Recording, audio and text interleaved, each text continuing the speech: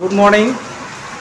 everyone. नोंथांमोनखौ आंनि गोसो गोरबोजों बरायनानै लाग्रोनाय थाबाय। दिनै बिराद गोजोननाय मोनदों हाग्रामा महिलारि बिथांखौ फिन खेबसेबाव देरहासार खालामनो हानायनि थाखाय गासै रायजो राजानि जानानै आरो गासैखौबो खावलायनाय थाबाय गासै देरहानाय केन्डिडेटफ्रा जेन' गोसो होनानै दिनै एडुकेशन डिपार्टमेन्ट लामा बिथिं आरो गासै जेसे देहा फाहामसालि बिथांमोना जेन' जेबायदि डाक्टारफोर नांगौ जेबायदि मेडिसिन नांगौ जेबायदि हेफाजाब होनांगौ जेन' बिथांमोना गोसो होनानै हेफाजाब होयो बेनिखायनो गासैखौबो आंनि गोसो गोरबोजों गाहाम हामलायनाय जासिहरबाय कंग्रेचुलेसन जासिहरनाय थाबाय जेन' बिथांमोनहा मोजां मावलाङो बे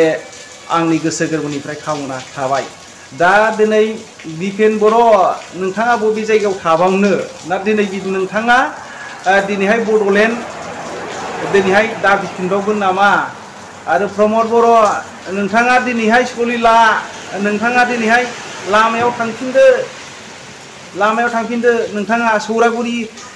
जायगायाव थांनानै रायजो जाहैदो बेखौ सलिला नोंखौ रावबो हामजानाय नंला रायजो राजाफोर नायदो बिथांमोना हास्थायदोंमोन बिजेपिनि खिबि थांनानै दिनै बिजेपियानो बिथांमोननि माखासे भटखौ सोखावनायनि गेजेरजों दिनै हाग्रामा महिलारिया बिथाङा दिनै देरहासार जाबोनो हाबाय बे मोनसे जोबोद गोजोनथाव खौरां दिनै बिथांमोनहाबो जेन' गोसो होनानै जेन'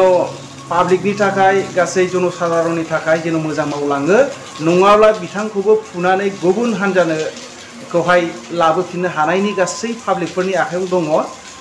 बेनो आंनि गोसो गोरबोनिफ्राय गोजोननाय गासै केन्डिडेटफोरनि थाखाय